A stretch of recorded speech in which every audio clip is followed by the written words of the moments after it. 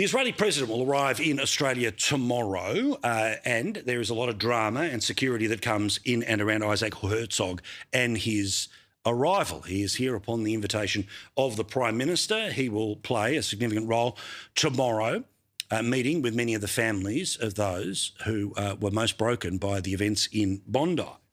Well, of course, he is the constitutional head of state of Israel. And Israel's response to October the 7th has been one that has led to major destruction and many, many thousands of people that have died in Gaza. Now, what is really important to note here is that, and I was just looking at the structure of things, the president of Israel is not in charge of the IDF, does not tell them where to go.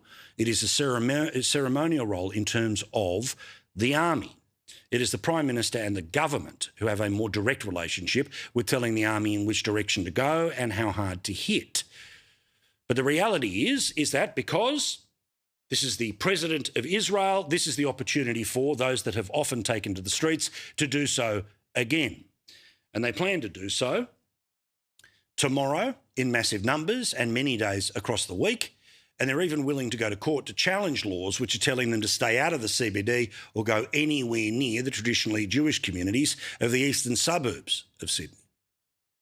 Isaac Herzog, who of course has been found to have incited genocide in Gaza. This kind of powers are meant to be used for things like sporting and cultural events, certainly not for a political tour by a foreign head of state who is accused of genocide.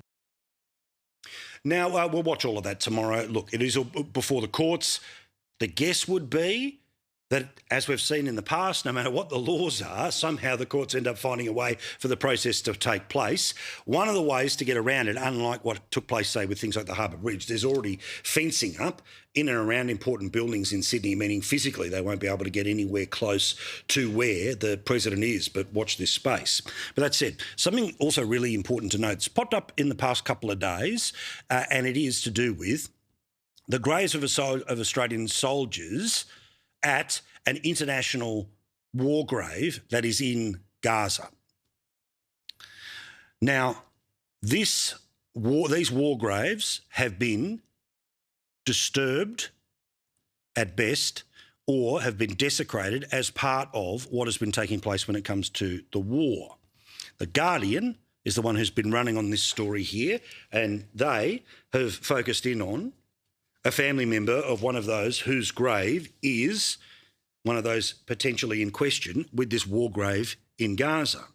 In the quiet of her living room, tears welling in her eyes, Wilma shares the inscription that was carved into the now ruined tombstone of her father, Albert Kemp, an Anzac buried in the Gaza War Cemetery.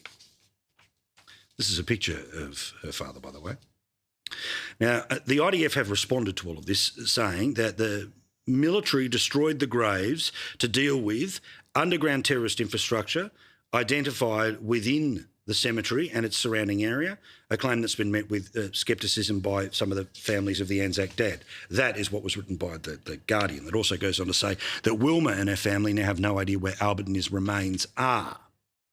Now, interestingly, the Sydney Morning Herald, picking up within 24 hours of this story, have said that Australia is going to fix this war grave. Australia is going to make sure that where Albert has been for a long time, he and others their remains will remain intact.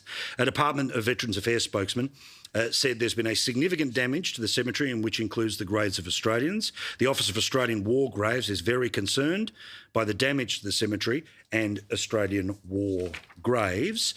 They'll remain committed to ensuring the restoration of all affected graves as soon as feasible.